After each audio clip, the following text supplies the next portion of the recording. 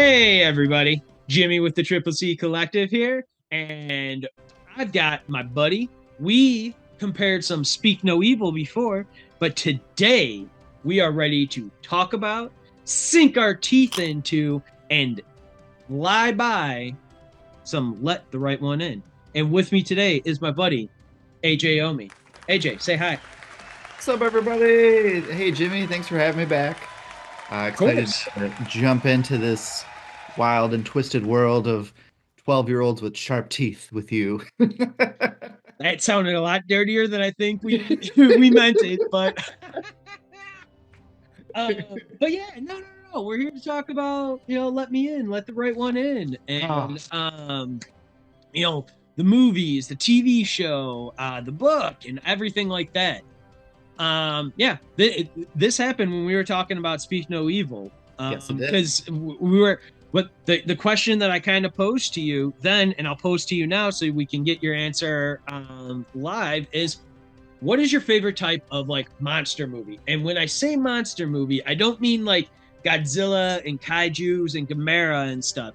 When I say monster, I mean like vampires, werewolves, zombies, like creature from the Black Lagoon kind of thing. You're gonna Um, make me pick? yeah. So when All we're right. talking about those kind of things, what's your favorite type? Or do you have like just kind of a preference, even if you're like, I kind of love them all, but you know what? I always just kind of lean this way. I like I could easily remove werewolves from this category. Werewolves have always kind of been a far stretch for me. I've never watched one of those movies and really felt like, oh man, they nailed it. Um, but vampires have always had, and I'm not trying to sound stupid or like a play on words or anything, but they have this like allure to me, this like Mm-hmm. uh, which This glamour. this glamour, yeah. And one of the best things about vampire movies is that, they can take the very bare minimum storyline of what a vampire is, what they do, and then create a whole world around it. With zombies, I love, I mean, zombie movies, if you can do it right, zombies are can be an incredible tool in scaring people and creating horror on film. But they're a little one note for me. I feel like that genre is starting to change, where we're starting to see more movies with zombies that have like more character involvement and more of an appreciation for like the human side. Um, but that's still, I think vampires overall. I feel like if you throw a vampire movie at me, there's like an 85 to 95% chance I'm gonna love it. Yes. Just because of how good the storytelling is and how good you can make it. I too would say it's probably vampires and closely followed by zombies. I would say I like making zombie movies more than vampire movies because there's more fun to do with like blood and like makeup and stuff. Like vampires in that sense are kind of one note. You're just getting some fangs and some bites and you get some blood drooling down. But like zombies, you get to make like decayed flesh, like, jaws hanging off and stuff. Like you can make some gnarly stuff. And so like in that sense, it's like, yeah, I'm the same way. Like the allure, the like that whole like sexiness and stuff that vampires bring to the table. You're just always like, yeah, you know what? Being a vampire sounds pretty sweet. Like, like just straight up, you live forever. Like at some point, you're gonna like figure out like the game of life, right? And at that point too, you should also be able to have the ability to experience like all of life, which is like what everybody wants to do, like Yeah. experience life, have a full life and stuff. So it's just kind of like you're starting to talk about these things, and it's like, vampire, sign me up. Like, what? Do you need my blood? Do I need to sign on the dotted line? Like, what are we doing here? Um, so I think yeah, it's a little more complicated than that. it absolutely is, but that's me. Like, sign me up. Yeah, yeah. But like, I mean, zombie or vampire stories for me, like, I mean, go back to some of my favorite and earliest ones from Dusk Till Dawn. Yeah. That's like, that's probably one of my first like like outside of like the classic Universal monster Dracula and stuff, like because like those things were on like syndication while we were growing up and whatnot. Yeah. So like you would see those, but then like in the 90s, you get Bram Stoker's Dracula from Coppola. You also get, which is just like, god damn, that movie's a fever. That I was the love that movie, but that yeah. movie's a fever dream and a half. Like, I just love the story of Keanu Reeves being like, "Oh Uh, yeah, I found out it that was doesn't yeah. Francis's birthday, so I just gave him an eighth of shrooms for his birthday, and like we had a great night." And I was like, "What was Hollywood like in What 1992?" the hell happened in 1992, man? Right? Everybody was Like, on holy something. shit. Oh, that was a Um, great visual. I mean, that was the first time I really saw like really, really good visuals used for a vampire film. You really felt like you were, I don't know, you were looking at vampires as opposed to looking at a character dressed up as a vampire. It kind of made that switch for me where it looked, oh shit, like things look real now. yeah, right. Yeah. Um, and then like I remember when 30 Days a Night also came out. That was Ooh, saw another, that in your basement for the first time in high school. Oh, yeah. that's a So good like one. because that was another movie, just like the like Let the Right One In, when both of those like came out, because again, I think those two even come out within a year or two of each other, but they're fighting against Twilight in that spotlight for vampires. And I got so behind both of these movies because like the idea behind 30 Days a Night, which Colin and I have done a pod about, like, it's just amazing. Like, they're up in Yeah. Alaska during the 30 days that Alaska is in pitch blackness. No sun sets there. So, like, it's just like, oh my God, that's a vampire feeding ground. Like, Yeah, yeah. that movie's amazing. It's gory. It's beautifully done. But I also now just diving into like Let the Right One In, Let Me In, like the TV series and stuff like these things, they're all set in like a snowy kind of wintry background.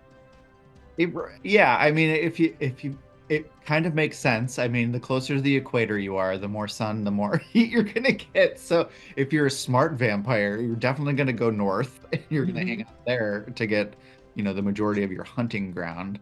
I think even in the, shall I mention, the Twilight films, Edward takes like a respite in one of the books and like has to go up in Canada and hunt to be by himself. Like I feel like a lot of horror movies, vampires in general touch on that note where it's like, the elusive north where it's just dark and plagued with all these, horrors and atrocities that nobody knows about. So, It's that far away unknown land.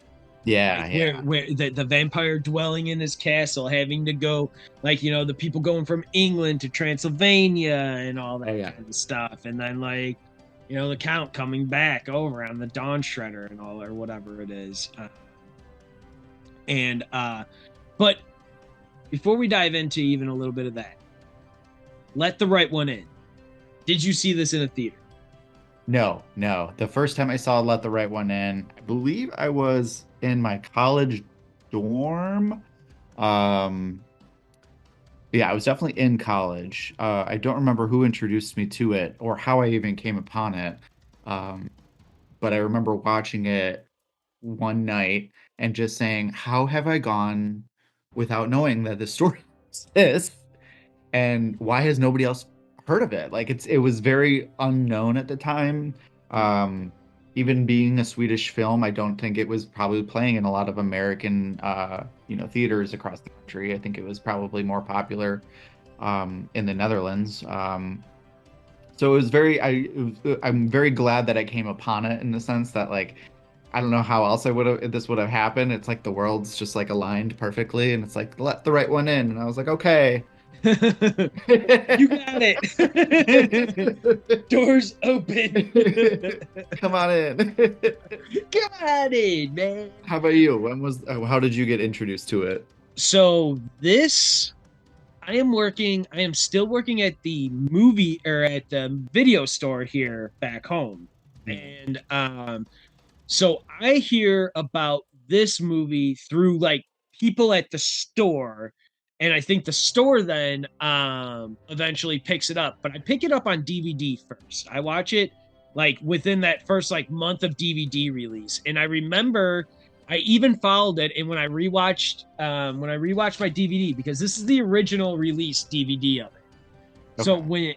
when they are they change dialogue when Oscar and Eli are like when she comes into his bed for the first time Uh-huh. after she kills Jaka underneath the Yeah. bridge and stuff. And so she comes in there and is like curled up behind his back, and he asks her to go steady, right? Like in the book and all that stuff, he says to go steady. I think they even say it in the Let Me In. Yes. In the theatrical version of it, he talks about wanting to go steady, Hmm. but they switch the dialogue of the subtitles in this, and it says like something like, uh, "You want to get together, Do you want to be together or something be like that? together," or something, and it's just like, why? Like, think we know this movie takes place in the '80s. Fucking Ronald Reagan, like, like all this stuff just like screams '80s, Russians, nukes, like submarines, like Do they all of think this like stuff do that's they going think the on. current population wouldn't understand that kind of dialogue? I don't know. I didn't think of that as deeply, but um But they released it going steady in theaters, but they changed it for the home release. And then I think once it eventually got released on Blu-ray or 4K, I think they've gone back now yeah. and switched it to the original like matching dialogue. But it was one of those things where it was like, why do we Why? do why? Why are we doing And I this? know that there was somebody behind, like somebody in production who was like, no, we have to do this. Like, there's a It reason. doesn't make sense. And it's like, oh my God. Oh my God. Really? This is what we're worried about? We're not worried about fucking a 12-year-old girl killing people? like we're not worried about vampires? Where's our BRPD? BRPD from Hellboy and stuff. um, but Let Me In, I saw in theaters. What about you? Did you see that in theaters at all? No, Let Me In actually, uh, saw many years after I saw the original. I probably had rented it off of some platform or saw it on some platform, maybe Netflix or something at the time. But um, I remember my initial reaction because I was so heavily obsessed with the first one. My initial reaction to the sequel, not sequel, but the reimagining of it was just very lackluster at first. I had a hard time swallowing that one. Mm-hmm. Just felt very like, how dare you touch my baby and like spoil it with your American hands? Like this is, but I do by the end of it, I did have a newfound appreciation for it. So Yeah. So for me, just because I was a huge fan of Kick Ass and I was a huge fan of Chloe Moretz, like I was just like, I was like, I have to give this a chance because I love her. And I yeah, know like she's good and yeah, she can, and that was my like word. And like I had seen The Road, so like I had seen the guy, Cody Smith McPhee as well. Like, again, The Road is like horribly depressing. yeah, So like if you watch it and you're in a good mood, you're probably going to be shitty after it. If you're in a yeah. shitty mood, it might make it worse for you. I don't know if there's ever a good time to watch The Road, but if you Oh, want to see like Cody's early work, like as a he's great warning, in maybe. it. Like he's great in it. He really Yeah, is. And yeah. so it's actually one of the funny things about Matt Reeves talking about Let Me In. He's like, yeah, so Kick Ass was on its way out and like The Road was on their way out, but none of the filmmakers would let me see any of like any scenes or anything of like, because he didn't see anything of Cody and he didn't see anything of Chloe Uh, before he like cast them. He only had like oh, auditions really? of them and stuff. So like he didn't actually get to see any performances of Kick-Ass or Cody in The Road before he cast them and Let Me In. So like we as the like audience are a larger like, duh, of course you're gonna cast these young kids in this movie. They're some of the best right now. And he's Hey, just Chloe like, Grace Moretz goes back too. I mean, wasn't she in the Ryan Reynolds remake of the Amityville Horror? Didn't she play like the little girl in that movie? Like she's not. she has horror under her belt, and Yeah. I'm so surprised Matt Reeves didn't like get wind of her before. She was Carrie. Oh, but Carrie was high school. That was Ben Carrie's Affleck. later now. Yeah, yeah. Yeah, yeah. She So maybe she because wasn't as well. Yeah, Kick-Ass may have been her like oh only no no defining no. film at that moment. There's no question that like Kick-Ass was her standout thing because she was Yeah. swearing, she was doing stunts and stuff. And she Like was good. Like, yeah, granted, like, she was a right. child who was acting brilliantly. Like, how do you like compete with these Her adults? weird matched Nicolas Cage's weird in that movie so well.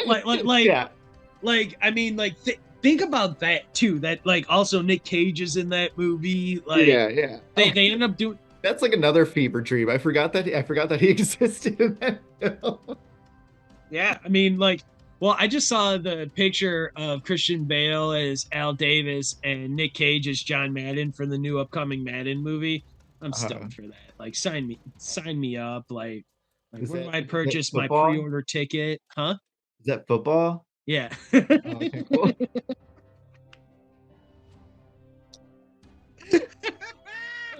I played. I think I played. There was a game on PS1 called Madden that I played once with my brother. It's the only reason why I said football.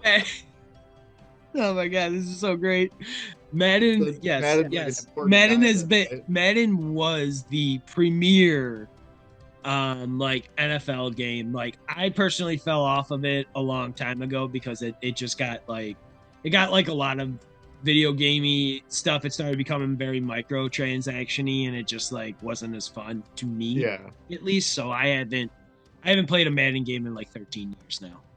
Um but yeah, Jesus, that's so funny. So let me in, let the right one in, book and movie. Yeah. I would say both of these movies do really interesting things about their adaptations. Like for the most part, that original Let Me In or Let the Right One In adaptation from 2008, the movie, um, they really keep it about the kids. And if any, and then taking stuff from the book, if anybody from the book had a real impact on the kids, or if the kids had a real impact on them. And that's fairly true, right? Would you say that it's any different between the book and that first movie in that sense? I think the first movie pays very good tribute to the style and like the nuances from the book.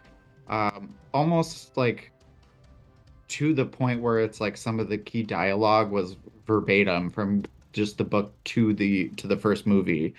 Um, but oh yes, I totally agree with you in that sense. I think that the first movie really does a good job at pulling off like the power dynamic that the kids have in regards to like the adults. Mm-hmm. And then I feel like in the second movie, they kind of pull different aspects from the original story that kind of play more into like the romantic side that you see developing between the kids. Like there's they both do a good job in a sense that they both play to the original story well, but they do so in like a very with very minor differences and very Yeah. subtle artistic Well, decisions. because Let Me In basically becomes like a murder mystery coming of age love story, whereas like the first one, to be fair, is just a straight vampire coming of age story. Like Yeah. it is pretty straightforward in that, but but I do like on how like the Let Me In has this like you do kind of have a ticking clock to it with Elias Koteas, you know, the original Casey Jones. Yeah. Mhm. Um Weird you that have his name is also Elias, and that's uh in the book, Elay is short for, I don't know how they pronounce it in Sweden, but it's short for Elias in yeah. real life. So I was like, oh, that was interesting. That Elias was one of the characters. Yeah, right. Um but like so I love that ticking clock of him investigating, looking around. Like I love a Murder good mystery, like investigation. noir kind of like style story. Granted, this isn't like really noir, but I mean, you do got a femme fatale who is taking out people. That's true, yeah. Like so maybe it's not too far away. And we're But is also she talking. femme? That's the question because they don't really play on the gender as much in the movies as they do in the book, which I think was more of like a not necessarily a stylistic choice. I think they just wanted to play to their audience base a little bit more, but it's just so funny that you mentioned like femme fatale and it's like, well, is she? Like No, and but that's a great point because like one of the things that is truly left out, like you said, is like is the genderness basically. It's Yeah. like assumed that Abby and Eli are girls in the movies, but like the first movie actually shows a little bit of a scar. Yeah, Um, yeah. Very briefly, so you see just kind of a glimpse of who Elay was before all of and this came about. and it's very clear then if you read the book now everybody at home, if you haven't read the book and you've gotten Yeah. this, if you got in this Maybe far, put a we got to put a big old warning up here. Like this, earmuffs. yeah. Earmuffs. This is a big warning for the book. These are adult topics here. Yeah, this is very tough. Put the little kids away in another room. Yeah. But like in the book, Elay is, as you said, Elias, and gets castrated, and post castration is then turned into a vampire. And they don't And really, so, they don't really go into he was being castrated. oh Um, no. So in the book, the whole story of the lead up to that castration in the book is told in very small bits between her making up stories for other people to hear. So in the book, there's a woman who she sets her house on fire. Eli oh yeah. sets the house on fire. Mhm. In that, she talks about long ago there was a farmer that had 3 children. One boy, no older than 11, got gets taken to a I didn't pick tournament up on that. in the castle. I Oh, didn't. I I have didn't listened pick to up this on that. book I was like, why was he castrated? over the last couple of weeks. I've literally listened to that book like 4 or 5 times as I'm like trying to watch all the movies, trying to watch the TV show and stuff, and like trying to Yeah. put it all together. So you get that in the book. None of this is said in any of the other adaptations. See, You get my one understanding was that you get my one under glimpse of it in that 2008 movie. You do see a scar, and that's yeah. all they show you. And so if you read the book and you saw that, you knew. Otherwise, you're just like, oh, somebody like did something, like somebody like covered up this girl's stuff. Well, it's not exactly Yeah. that. But Yeah, yeah, that's so interesting. I didn't pick up on that because my thing when I was reading the book, um, like I noticed that whenever there's a moment where there's physical contact between Elay and somebody else, they're able to see like a part of her life, and that's how Oscar got that visual of being castrated was because they were having some sort of physical contact at that moment, and then they all were of a sudden making you out, saw they on were the kissing. table. Yeah, they were kissing, and he was on the table getting castrated, and it was kind of like, whoa, what the heck's happening here? But then in the movies, they don't really touch on that too much, and I understand, why, but Because that these movies are not Speak No Evil.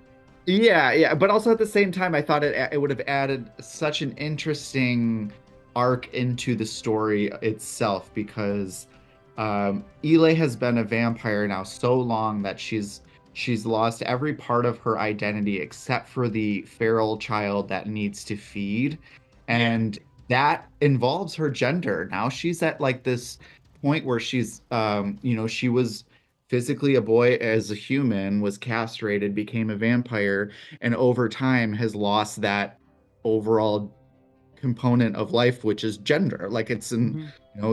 it's one of the things that is a part of everybody's life. But it's interesting that they removed that part of this of Elay's story because I feel like it would have just helped. It would have helped tell her story, their story, I guess, a lot clearer. In that, like, you lose yourself throughout time. Like, as time passes, a lot of your identity just fades away, and who you are, what you are to people, how you exist in the world, all of that is part of it too. and the only thing that's left in Ile is like this. In the book, they describe it as like a brain on the heart that grows, Mhm. and that brain is eventually the leading, it's the primal urge, Yeah.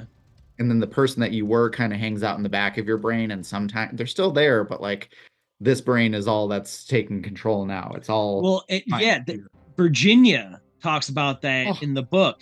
yes. That's who it is. She's talking about that because she's talking about smelling somebody's blood. It might be like Laka when she goes there, and then she's Yeah. like, "Oh yeah, like I'm in the back." Like she feels it. Like when I die, like Virginia dies, this virus will carry on and stuff. Yes. And Yes. yeah, it's good stuff, man. It's Yeah. great stuff. Um, so let me ask, do you have any other horror coming of age stories or just coming of age stories as well that that you felt the let the right one in or let me in were like kind of akin with? Um, as far as like the same genre, I can't think of one that compares where it's like a vampire allegory or whatnot. But like Stand By Me always jumps out as that turning point in your age where you have to decide, okay, am I still a child or am I an adult now? Mhm. And I feel like they touch on that and Let Me In and Let the Right One In very well also because these are 12-year-olds with making very, very adult decisions now in their lives. And I saw that kind of replicated in Stand By Me, just in my mind right now, just how all these kids thinking that, they have all these responsibilities, are doing like these very adult, scary real life things. But as far as like vampire movies, I can't really think of maybe the Goonies. I think we talked about the Goonies in the last video Mhm. though, so I don't know. No, What but about that's you? okay. I mean, we'll do a pod on the Goonies because it matters. That's a great movie. I mean, it really is, and I can only imagine it's got to be nearing some sort of anniversary relatively soon Yeah. here. Stranger If Things. You know what? Actually, I would akin it to a little bit of like Stranger Things. I think 11 and That's a good Elay movie too. have very distinct parallels where they're almost like this. I mean, These even open 11, people, these yeah, she had overpowered her head people. shaved. Like she was almost genderless in a way when she was first brought to us Mhm. as like an 11-year-old. That's actually I would have never thought of it, but there's a lot of parallels now that I'm thinking out of between the two. That could be a whole nother podcast, but But yeah, so now for Let the Right One In. This whole movie, the actually both movies and the book, they do actually a pretty good job of going beat for beat of like kind of how they open. Obviously, you always get a little bit more background in the book, like you get Tommy and Stefan, but really Elias Kotis is basically Stefan in the Let Me In 2010 movie from Matt yeah. Reeves, which again is a really great thing. But so for Let the Right One In, I guess now, how do we want to do this? What was your favorite part of like the opening of Let Me In or Let the Right One In of that first movie? Like of that opening, what do you love up until of like the meeting of Oscar, school, basically up until that first kill, like those first like 20 minutes of the movies. I like that from the second the movie starts, you can sense a mood. Like when they're able to translate the mood just by Mm-hmm. the setting, the visuals, the cinematography, and you can kind of guess like, oh, that's what this kind of movie's gonna this is what this movie's gonna be like. Um, I liked that. The American approach tends to try and hook you in right away, and which I feel like Let Me In really does that in a sense. It starts you off with a bam, this is what happens, and then it's like, now let's take you back to where it started, sort of a Hate thing. that so much. They do it so often, and it's like that's such a trope, but Man, it is effective in the sense where it's like it pulls you in right away. But I think that just speaks more to, people's attention spans nowadays. They need that like initial thing to be pulled in so that you can hold attention for the remainder of the film. For film lovers though, like for people who actually love to watch films for what they're worth, that's where Let the Right One In really shines. It's just like it's a masterpiece. It doesn't need to pull you in with a sharp kill in the or a shocking. I think it's the acid. Is it the acid scene that they open up with and Let Me In? Like there's no need to start it, and Let the Right. they open up with the ambulance ride Oh yeah, that's right. post acid scene in the and post car accident in Let Me In. Now, again, listening to that director's commentary about for Let Me In with Matt Reeves, he was like, "Yeah, so we do this big wide aerial shot like this just because I like The Shining, and I just wanted to pay homage to The Shining." And it's right because in the opening of The Shining, you're looking down at Jack's car as it's going through the zigzag of the forest and stuff. And what are you seeing there? The ambulances and stuff zigzagging right through the desert. Like it's That the is exact true, same yeah. kind of thing, snow covered ground and stuff. Like as soon as he said that, I was like, that's where I've seen this shot from. I was like, And it's oh, of interesting course. that I could see why he would put that in there too, because I believe Let the Right One. No, he was famed. His first big directing hit was Cloverfield. Cloverfield. And then I think that's what put people on their Well, he radar. created Felicity with J.J. Abrams, the TV show too.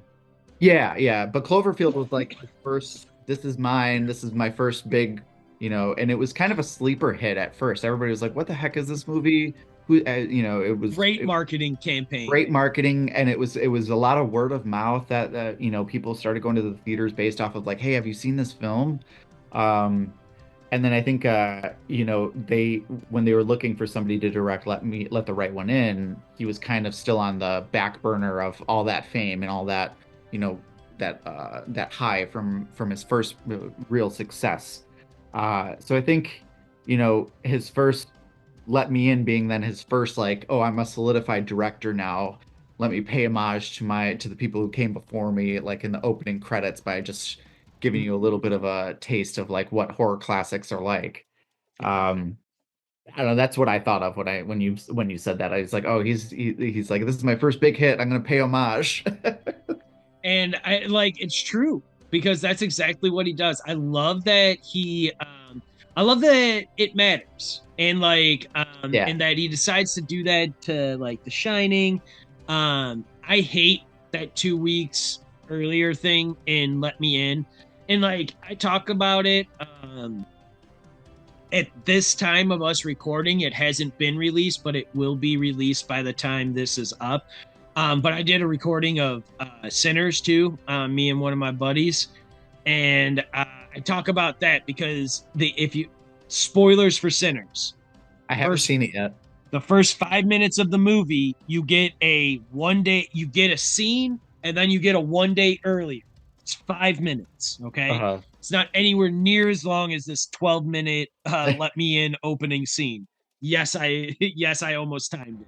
It's like 12, it's like truly 12 to 15 minutes, and I'm just like, Oh, they just love to why dump can't you you into just the middle literally of the tell me the story. I story? know, I know. They Just have to tell like me the dump you in the story in middle. order. It But just it, it it works. It works. You know what? It works. in Sinners, I Americans said don't have it, attention spans anymore. They need to shock you at first. in Sinners for this, like it's just like one of those things that's like it annoys me. I really like Let Me In. I do. I was like pretty high on that movie from like the get-go. I'm very high on Sinners. Like Sinners is by far the best movie I've seen so far of 2025. There's like zero No question about comparison. Ah, there's zero question about it. Like it top to bottom, if you can, because you're out in California, if you can, see it in an IMAX theater because it's been re-released now. I See just it saw in an that. IMAX if you can.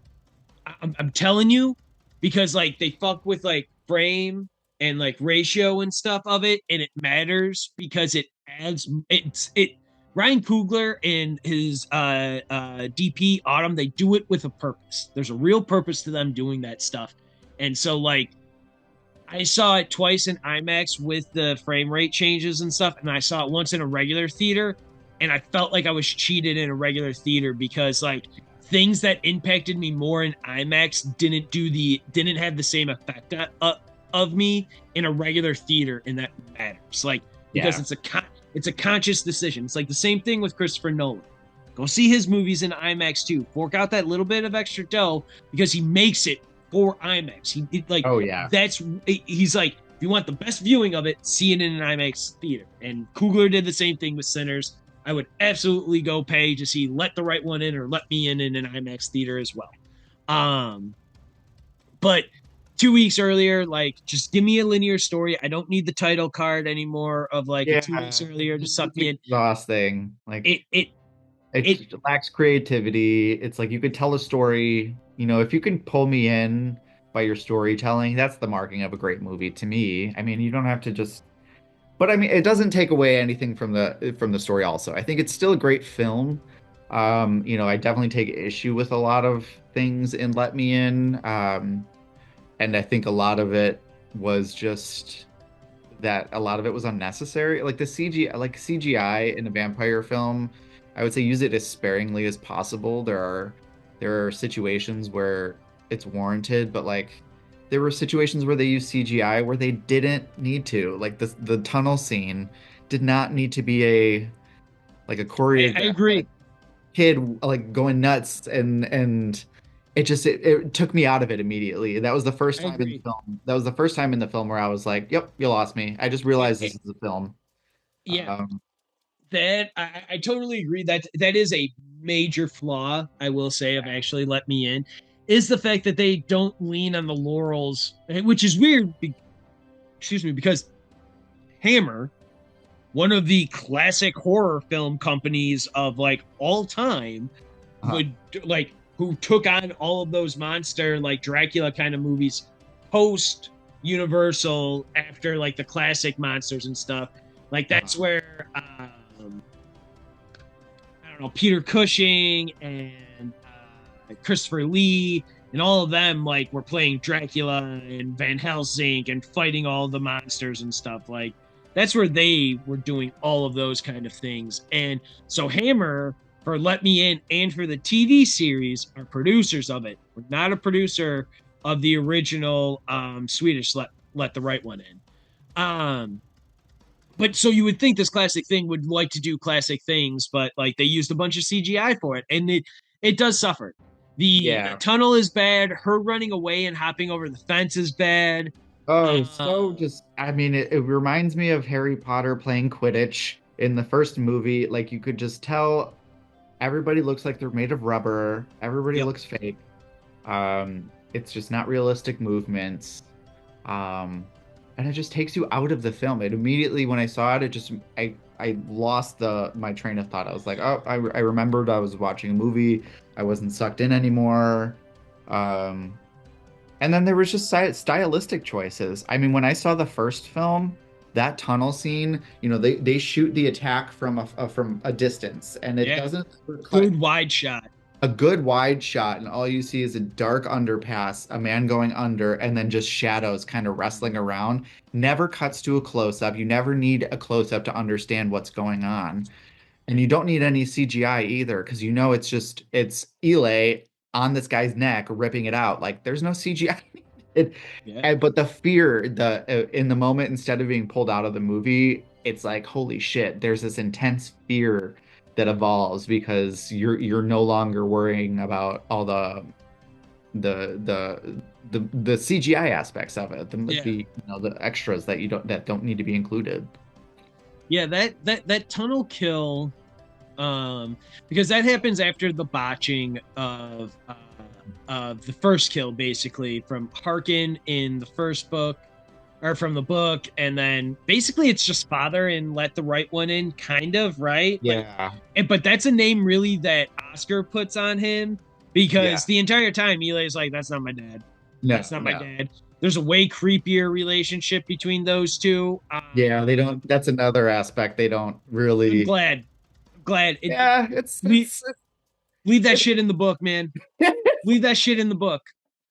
It's Um, important though, and there's a reason why, because I mhm, think that is part of the subplot in why Elay chooses her caregivers because they have something that they have dirt on them.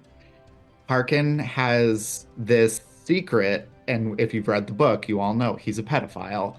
yeah, And that plays into part of his relationship with Elay. And I think part of Elay's control over him is knowing that she has this power because she's a 12-year-old child, because he wants her, and because she knows that he's done this to other kids before, she has this control over him. And I think you start to see that transfer to Oscar in a sense where she she starts to test him in ways like she'll say, you need to stand up to the bullies. You can't let them push you around. You need to like fight back. And I think a lot of people hit watching that harder. sense, yeah, fight back harder. And I think a lot of people watching that sense, Eli just trying to be protective over Oscar, but I think Eli was really just trying to uh Will you prove to step up or herself step that away? Oscar is somebody who can potentially become her caregiver in the future, and Yep. they need to be able to fight and protect her in order to do so. And is Oscar somebody who can be that person? And she says you need to fight harder, and he does eventually. Later he attacks, he fights back, and that was Eli. Okay, he could be my caregiver. You never have that storyline really talked about. It's always just kind of briefly there as like an undercurrent throughout the Hmm. films. Um, but I think that is definitely a huge Well, aspect to the plot. Let Me In totally changes that in the Yeah, idea that they're young lovers that just stay together, and yeah, that through different parts of the guy's life, they probably change like outer names of like father, daughter, niece, niece, uncle, whatever it is. Um, but because like in Let Me In, you do see that young photo of both, Chloe and then who's supposed to be the young Richard Jenkins character in Let Me In. Whereas like truly in the book for Let the Right One In, Eli walks up to Harkin on a bench oh yeah, and is like, "You're done drinking. You're coming with me now," yeah, which is like one of the few times that you almost get in the book that's never really talked about in any of the other kind of like movies or kind of even implied, but that vampire lore of the like that glam. glamour of kind of like Yeah, taking like you're taking coming with control me of now. them and like hypnotizing them and stuff. And Yeah, so it's like one of the because in the book it's a very frank conversation. He's like, yeah, no, I mean, Harkin's drunk at the time, and like, he's like, no, I can't. And she's like, no, no, you will. you You're will. coming with me. Yeah, And like he even says it, like he puts down his drink and like just gets up and goes with yeah, it, which is like just like all wild stuff. But again, I love the vampire lore, man. yeah, all of these do all of these do very good talking about the vampire lore. They all more or less leave out silver steaks and garlic, which I'm fine with. yeah. um, That can get a little too. It could be a little on the nose depending on the type of film you're trying to make. Those right. can be appropriate, um, but yeah, I was happy that they kind of left it as minimal as possible to all of the extras that make a vampire. Like they're not all like flying around like with capes and like creeping Mhm. around corners like Nosferatu, but um, it's subtle. They kind of blend in a little bit.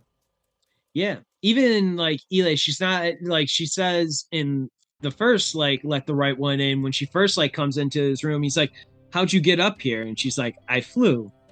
And everyone at home audiences are like, oh my god, she could turn into a bat. And it's like, well, in the book they don't talk about her turning into a bat like that. No, She's she just. she I think she implies just. that I just again, she pictured that has she that. just like was levitating up. Yeah, Yeah, they imply that she can kind of like jump and maybe have like an extended stay in the yeah, air, but it's yeah, not like she's like flapping her wings like a bat or something, or like yeah, Superman, woo, like she's not doing something like that getting up there, but like she does. And we also in everything see her scale at a hospital, which oh is yeah, like just one of the coolest things in the world. yeah. I love that so much. you know what, the hospital had the my favorite scenes from Let the Right One In were all the hospital scenes. So you have you have father falling out the window. The way that was filmed, the way the body falls out of the window, I thought was so artistically done.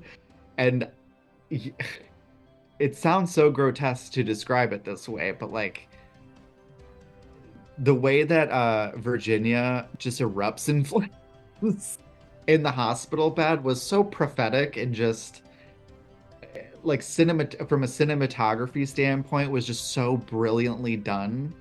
Um, what else happened in the hospital? Well, and then I mean, the hospital, so you get that, you get those amazing wide shots of her. Well, I say you get them in the two movies. In the book, you don't really, I mean, you can visualize a wide shot, but Yeah. like, you're not like really getting that. But like, you get those amazing wide shots. You also get Eli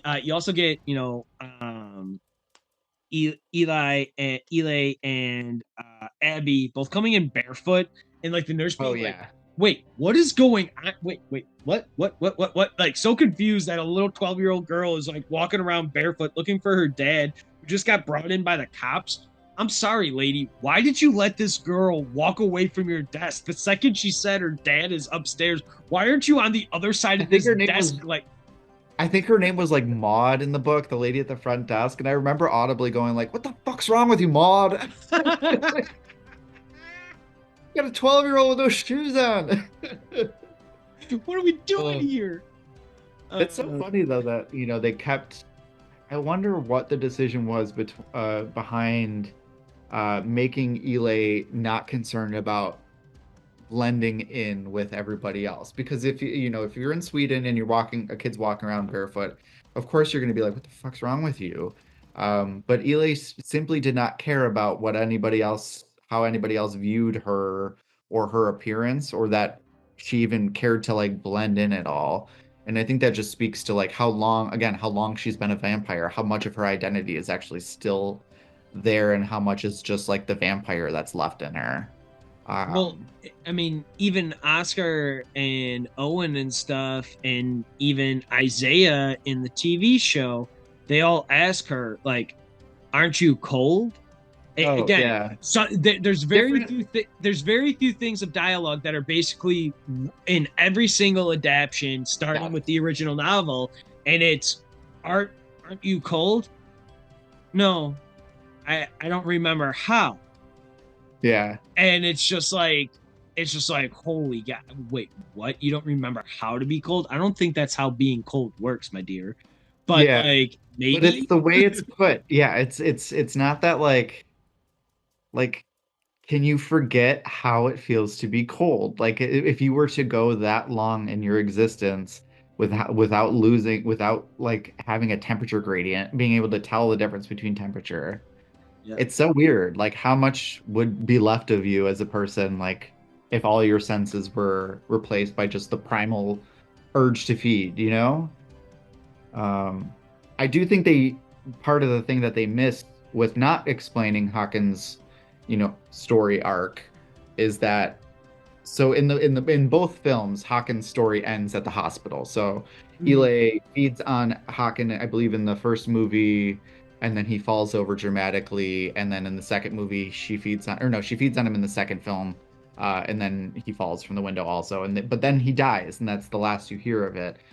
But in the book, it carries on. He survives the fall. Eli thought that she had killed him, but then because he did not die and he was bitten, he eventually turns into a vampire. And his core urge, besides now bloodthirst, before was being a pedophile, like being a child predator, which was like such a weird, creepy thing. But Well, you see that urge carry through to to the yeah. very end, despite him like losing everything and becoming a vampire. The last thing he tries to do before he gets killed is rape Elay. Like that's like that urge, that primal And urge. Tommy.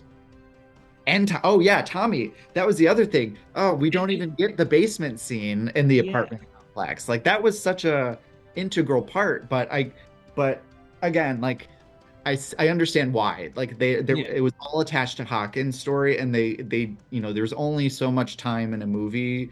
They have to edit certain storylines. I understand that. Because if they had this would have been this could have been a 4 hour movie if it Yeah, right. had everything I wanted in it. Um, but yeah, But I mean, to be fair, we do get added characters. Like we talked about, like we do get the drunks a lot more in the first in the original adaptation, the yeah, movie from yeah, 2008. We only really get Virginia in Let Me In, and yeah. Virginia is goes ham on that fucking elbow Oh, crease. Like, I was like, what are you talking about? like my guy. Yeah, She's going. She is like a zombie tearing into that. She's like, yeah. I show all wait anymore. It's It- what I found very interesting though between the two films involving Virginia is the way her attack scene was filmed. So when she was walking, you see it's like a back shot of her walking, and then you see Eli drop in on her. In Let Me In, though, you see it from Eli's perception instead. You see her in the tree waiting for Virginia to walk by, and then she pounces on her. And I thought that was such an interesting thing. And I wondered if they did that just so the audience, like the fandom, all the people who have seen the original movie, can also see like, oh, this is the other side of it. Like this is like Mhm. what we didn't see on the other end of it. Which I don't know. In my mind, it like tickles my fancies when they're like, "Ooh, let's like put little Easter eggs in here for all the fans." Yeah, Um, absolutely. This I love that they did. I love the different perspectives. If I'm being honest, I don't think Matt Reeves really talks about like why he did that from her perspective, other than probably he liked the angle or whatever for it. yeah, Um, and maybe it could have just been as something as we did see the one perspective of her, because like you see you like Virginia's walking up and then gets like is starting to walk straight, and then you just see a figure kind of drop down. You're like looking from that dude Laka's perspective in the original yeah. movie. But then yeah, this one you're right. You just see the complete like drop bear down kind of thing of it. And oh man, I love it. Um yeah. I I do wish think I knew if there was more. I as much credit as I give Chloe Grace Moretz for her acting abilities, I feel like she she has um it's hard to describe. So she's great in the sense that she can really dissolve into like a character. She Mhm. can really make you believe, whoever she's playing is real. But there's like a certain eeriness that you don't get with her, that you get with the first girl in the first movie. There's just Mhm. like even just by the way she looks, you can kind of tell like there's something fucking wrong with this chick. Chloe Grace Moretz still has this like kind of young cherubic face. She doesn't look scary on presentation. She just looks kind of homeless. But the first one, they do such a good job at just making the character look and one ambiguous. You can't tell boy or girl. There's so many like very ambiguous features about her. But Yeah. they also make her very creepy without overdoing it. It was very brilliantly done stylistically. I appreciate the subtleness in those details. Well, yeah, she has some real like this is gonna sound worse than I mean it, but she has some real dead eyes. Um, and like you can tell that there's stuff like happening there, but there's almost like a lack of emotion Yeah. or a lack of like understanding or something there. Understanding. Yeah. Yeah, Yeah. and that kind of makes her super creepy. Yeah. Kind Like of alien-esque, just like trying to understand what human nature is like again after not being a human for 200 years. Um, which is another concept I think they address very subtly in both films and in the movie, or both films in the book, is like the return to the human aspect, that like over her overall character arc, like this return to a sort of human aspect or I'm having such a difficult time explaining this. Like they leave it the ending is ambiguous enough to where you don't know if Eli has become a better person because of this, or Mhm. if Oscar has just become a worse person because of all of this. Like there's like a beauty in the ambiguity in it. It's like you don't know either way. Well, I mean, you're right because you don't know like if he's good or bad because he does push the limits. Like he does hurt Eli. Like he offers her candy and he doesn't necessarily like peer pressure her in both of them, but he's like, but like in the book, there's an internal dialogue of like where he's like he like every dude like everybody going out on a first date trying to impress your date, being like, oh, I'm gonna pay for all this stuff, I'm gonna get all this stuff, and they're gonna like it, and it's gonna be awesome. And Mhm. then the first thing he tries to do to try and be like impressive and stuff, and she's like, I can't. But then you see the human side of her because she tries it, and Yeah, then which is like a very human nature thing to yeah, go against your own best interest. And she does the same thing again when she tries to walk through the door. So that like plays into like, oh, is she like becoming a better person? She's trying to become more human like yeah, because she knows this is gonna kill her, but she does it anyway to appease Oscar. Like, but then at the same time, it's like but is she just manipulating Oscar to become her next caregiver? It's just it's a mind fuck, uh, in that sense. Like you never really know what her true intentions are. yeah, Uh, but also the best part about storytelling is when you can leave the audience with both sensations or like a lack of clarity, um, and you just let their imaginations like fill in the rest. Like that's also like, one of my favorite parts about storytelling is like your brain can kind of take over for the rest of it, and that was their intention. right.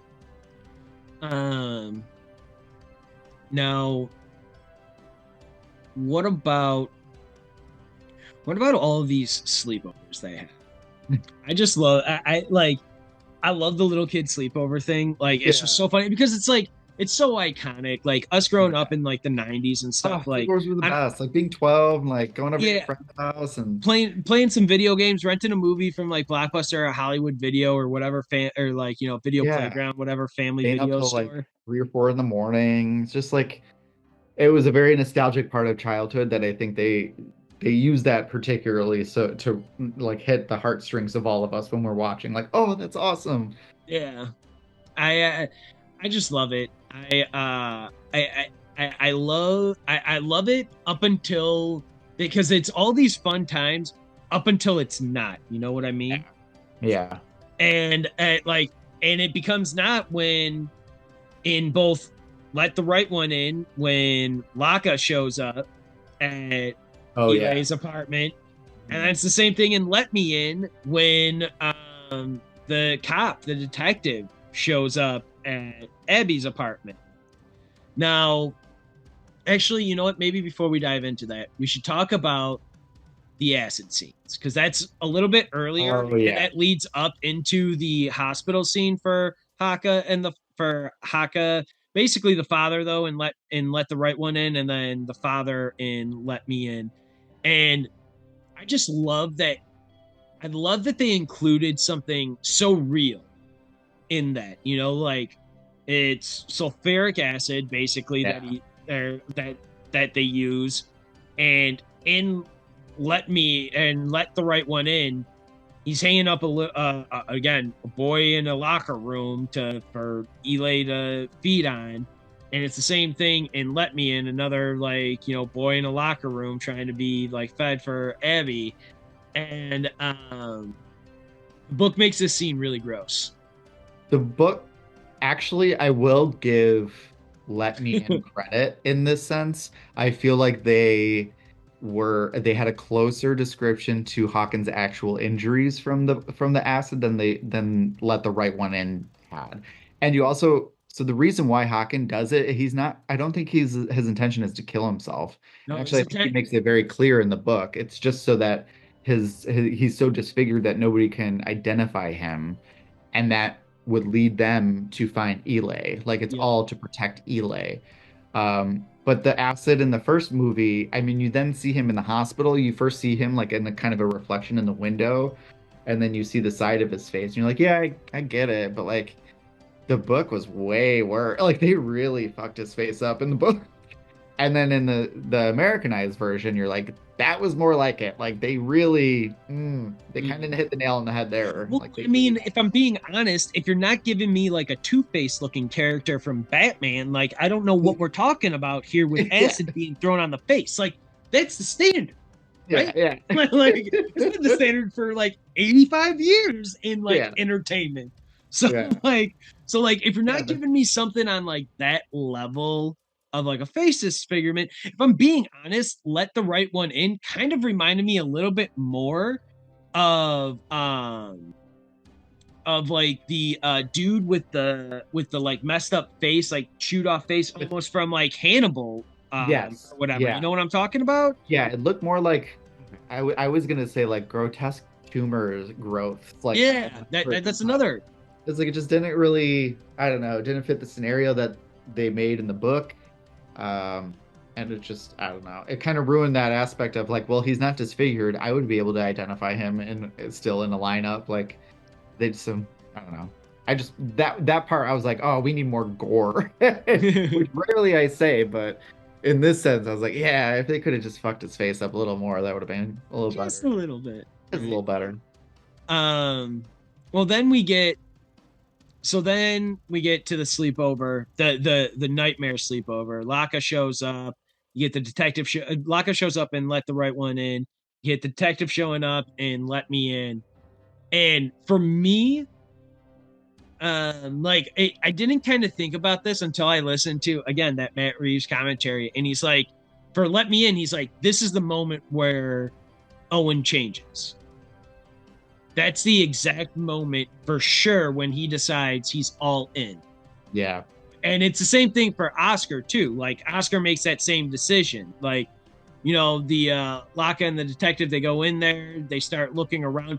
In the book, Laka just starts stabbing into the like tub that has water in it, I think, if I'm like which is like I thought it was blood, but this is where it gets tricky because it's like, did my mind create this part, or is it the movie, or the other movie, or is it the yeah. show, or is it the book? Like, because there's so much content now that it all kind of blends together, and then my imagination runs wild with it. But I thought the tub was filled with blood. Like I thought in the book, Eli had to sleep in like a blood-filled tub, but I think that was part of my imagination, honestly. I mean, I don't. So like, she's filled in a tub, but here's the thing: all the movies and the show her in blankets and stuff. Like, Yeah, yeah, show her in a like what we would consider a normal bed per se. yeah. Like, Just in a tub, like just yeah. yeah, So whether it's blood, whether it's water, or some other like ambiotic kind of fluid or whatever they got going on there, um, and in it he like kind of stabs and it doesn't like really hit anything, and then he pushes his finger in through the water, and then that's where he feels like Eli's stomach in the book. yeah, In both of these movies, they kind of rip open a little bit of the like window in there, and Eli and Abby, they get burned respectively. yeah. And Oscar and Owen, or yeah, Oscar and Owen are like, no, And then it just cuts. And then I think you just assume like, oh, he's dead now. yeah, well, because then Eli gets up, she's got her minor burn, but Oh she yeah. attacks him. And this is where it's different because I think in the remake Owen just closes the bathroom door and lets Eli go ham on that dude in there. And then that's when they kiss after, isn't it? Isn't it after Both of them, they kiss after it, They after do. this right here. Yeah. So, and in the book, it's after this where they kiss, and she like teleports him to like the other world or whatever. Yeah, like her yeah. inner mind. Which again is sometimes another vampire kind of thing of being able to like transfer memories via things like that is another thing that's not super popularized in vampires. Like you see it around a little bit. So I like that it was included here. But then so they kiss after this, Oscar, but both times in Let Me In, specifically, the detective is like reaching his hand out like, help me, Owen, help me out of here. You're my only hope. Yeah. And he's just like, Goodbye. And And Oscar does a similar, you're but like, like there it is. He's made his choice. right, and like His Laka great doesn't like darkness. reach out, but he's Laka's kind of looking at him, and Oscar just kind of turns the door and then turns and like just walks away. They give you a little bit more in that original one of like seeing a little bit more of like Ile and Laka kind of flopping around a little bit Yeah. back there, but that's good stuff. I think they do a better job in the original film at playing to Oscar's insecurities and how that ends up being the main reason why he becomes the person he is at the end, because he's like this weak, whimpery little kid who gets pushed around, bullied. Oh, they don't even mention the piss ball in the movies. Yeah, right. Like he's kind of this pathetic little creature, and it plays to his insecurities. He gets picked on a lot at school, and then Eli comes along and shows him like, no, you can be a badass. You just have to be a badass, and that involves killing people. And he Right. just takes that's his new trajectory now. It's like Oscar's like he's going to the gym to get big and buff and strong. Like he's all about switching the power dynamic. And then at the end, you kind of see the end result of that. Just like he's now in has some control, but only a certain amount. Elay really holds all the power. Yeah. Well, absolutely she does. And she's also like the confidence giver too. Yeah, So like there's no I mean, aside from like just the fact that she's a vampire and is legitimately more powerful than any human that she encounters, she does have that power dynamic over, yeah, Owen and Oscar and stuff. But like there's also the fact that like she befriends him. And like I think that's part of like the cattiness that you get in the original movie and in the book of him being like, whoever would have said that I wanted to be your friend yeah, anyway. I didn't yeah. even ask to be your friend. Like, like I don't know Mhm. why I just turned him into some dude from New York yelling at off the subway, but like there we go. Girl. Yeah, yeah, yeah. But there is a lot of that from like, Oscar, and it comes from that projection of like being picked on Yeah. already by, like by Johnny and like his brother Jimmy and all of those people. Um And so they it's don't sort of even include like his father's storyline in the film. I think they touch on it briefly, but like, oh, that all plays into Oscar's character development Matt too. Reeves did that purposefully because it's the same thing. You only see Owen's mom's face in Oh like yeah. in the reflection at like the first dinner that they had. That's Yes. the only time you really see her face. But Matt Reeves did it. He was pulling a Peanuts card because the parents don't really matter in the story. Yeah. So they're there and maybe they say some things and stuff, but ultimately you don't learn anything new about Oscar. You just see, and in Let the Right One In, they give you that weekend with Oscar's dad, and Yeah. basically all you see him do is Oscar's dad get drunk and then Oscar run away from his dad. You don't, if you're going to make cuts somewhere of things already of like we're the kids, what matters in our story that I want to tell that directly affects the kids and can help kind of keep that story interesting. So I get like where you make the cut, but Elias Kotis in Let Me In does the voice for Oscar's dad. So he's also Oh the cop. yeah. Yeah, he's also the cop and the dad in it. Um, I just uh, think, um, I mean, I also find it fun. I don't know if it's just me. I think Elias Koteas looks a lot like Richard Jenkins in the film, mm, just very subtly. And I just thought, like, oh, that I don't know if that was on purpose or if that's just my brain, or if they did that. I don't know. Just that might be an interesting thing of like your brain computing two things. All I can comment is that I don't remember hearing Matt Reeves being like, "Oh yeah, I got them to kind of have them be like a Batman Joker fighting each other, or yeah, like cat and mouse kind of game." yeah, But that's interesting that you say that because you're not wrong. They do have that like similar kind of style throughout. yeah. Um, so And they make I feel like in Let Me In, they make Richard Jenkins' character a lot more pathetic and just like, oh, like get your shit together, like kill somebody already, like do it well. Even Elay's interactions with him, I think in the Americanized version are very like, you idiot, you imbecile, like why can't you do anything right? Whereas in the book and in the film, I think she placates him a little bit more. She plays to his like wanting to be in a relationship with her, and she's a lot nicer to him, and I feel like in the book and in the original movie. Um, but yeah, in the Americanized version, they're just like she's just like, you're my little bitch, basically. You're my baby back bitch. You're my baby back bitch. But then we get to this like final training session for both movies, and so like we'll basically wrap up. So what we're gonna do, this is gonna end up being in two parts. We'll leave this in and everything. We're gonna talk about the movie, book, both movies in the book right now. And then that'll be part one. Part two will be us talking about the TV series. So now we've got this final training session into final death sequence, we'll call it. Mhm. Okay. And so again, throughout we got Oscar at school throughout both of Oscar and Owen throughout both of these. You see the bullies, they're really like mean. It's actually really interesting and let me in. The guy Dylan who plays the bully would end up being the dude from 13 Reasons Two Why. reasons why he was like all anti-bullying. Yeah. Well, and to be fair, Matt Reeves said it the entire time. He was like, Dylan and Cody and all of these guys, they were all like super friendly off camera. They just were like doing a job on camera and stuff.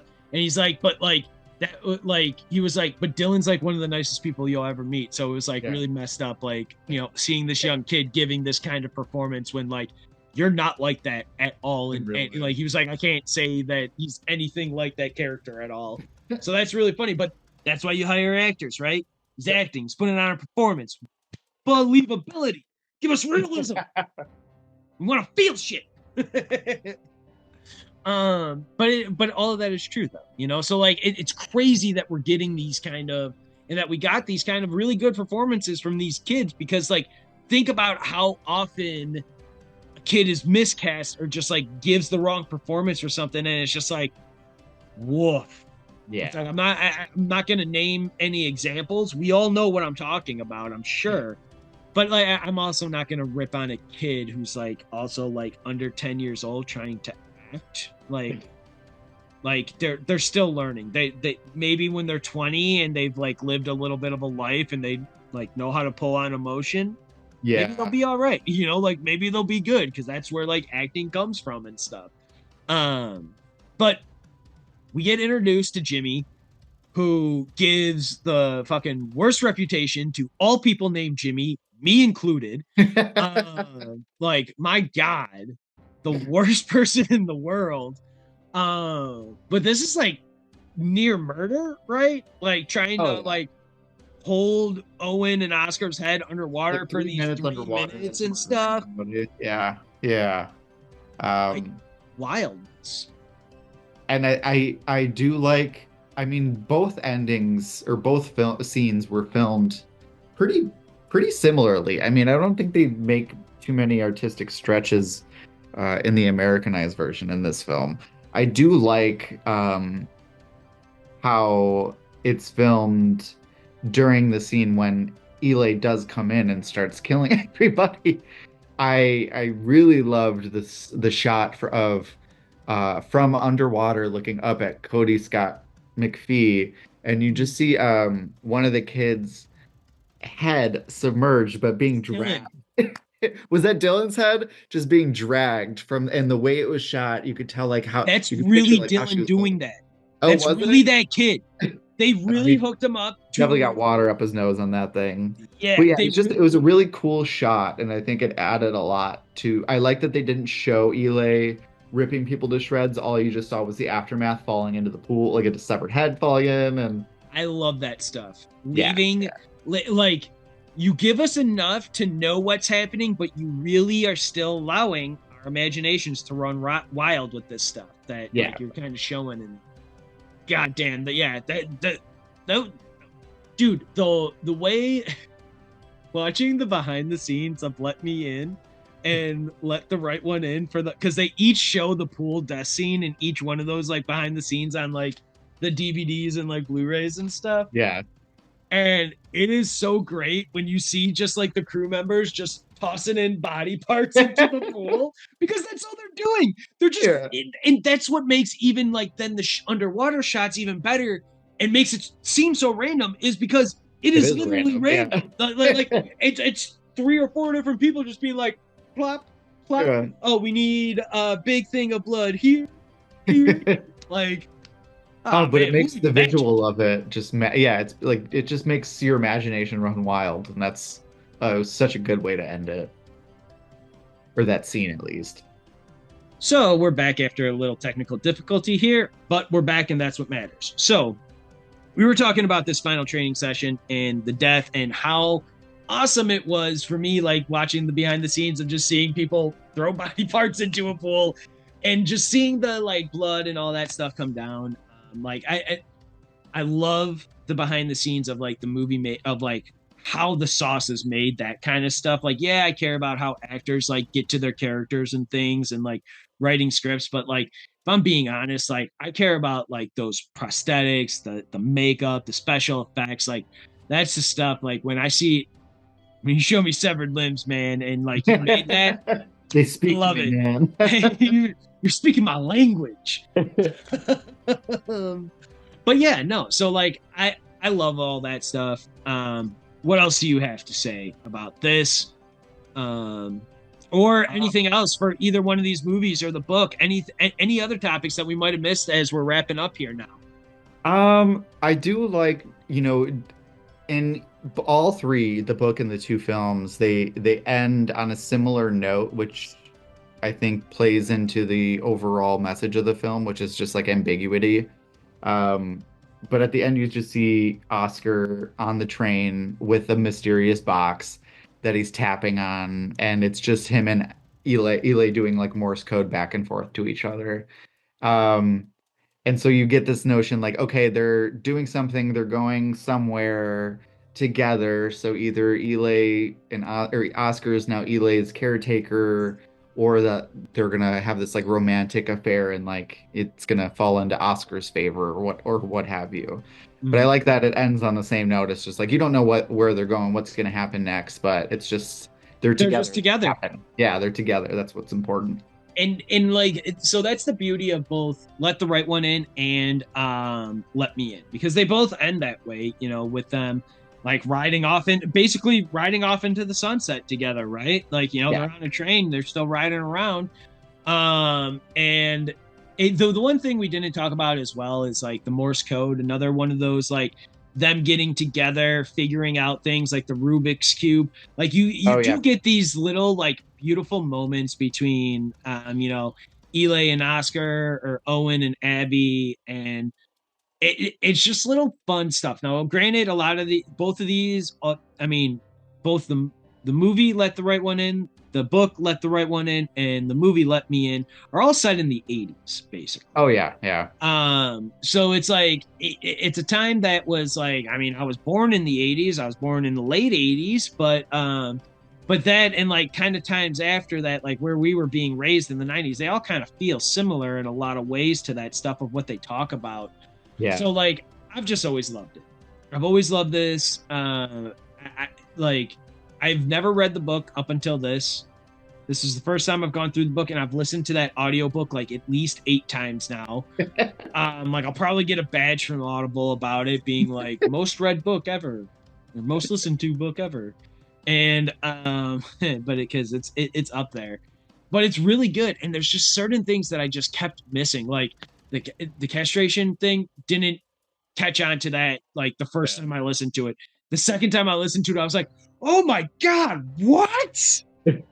And then this most recent time that I've been listening to leading up to like this pod, even for us, I is where I caught that I was like, oh, she actually tells like the full story of her. She just tells it in 2 or 3 different parts to different people and stuff. Yeah. um and I don't know, if you want a good coming of age horror like vampire book, read the book, get the Audible book, get the audio disc for it, whatever it is. Get these movies, they're great. I don't know if any of them are streaming anywhere, if I'm being honest. I didn't find them anywhere on streaming. I think I had to yeah, I mean luckily they're all like $2 or $3 to rent if you need to, but um before though, when you mentioned the Rubik's Cube, I just want to shine on that for just one moment because Yeah.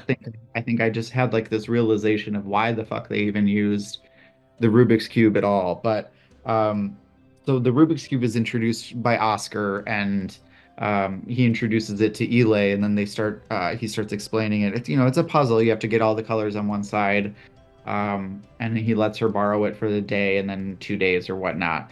And then she returns it completely complete, and he's like in utter disbelief. Like, how can you do this? Like, thinking that she like removed the pieces or the stickers and put them all back together, and it's like, no, she just figured it out.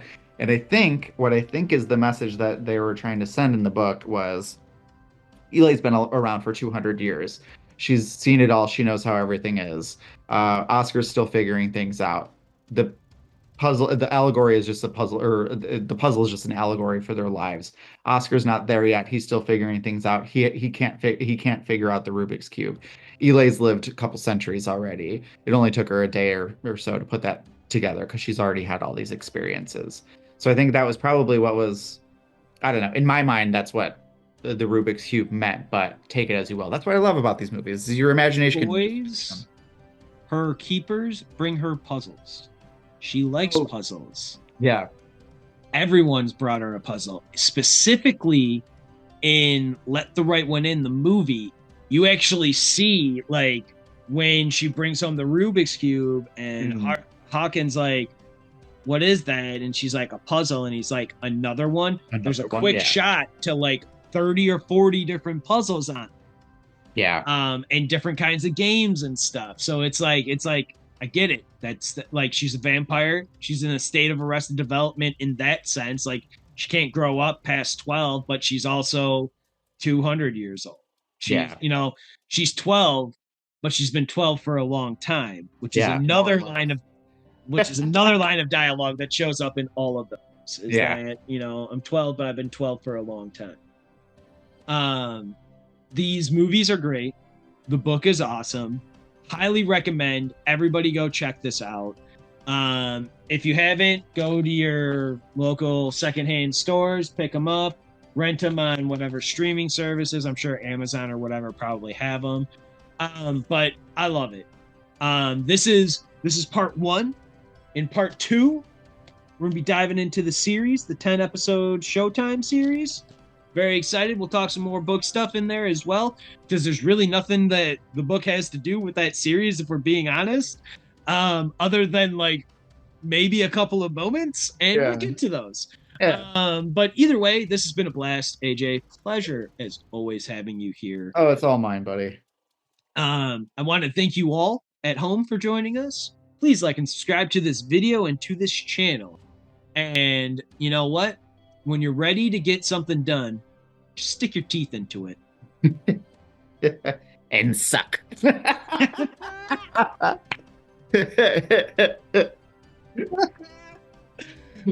All right. I'll see ya. Adios.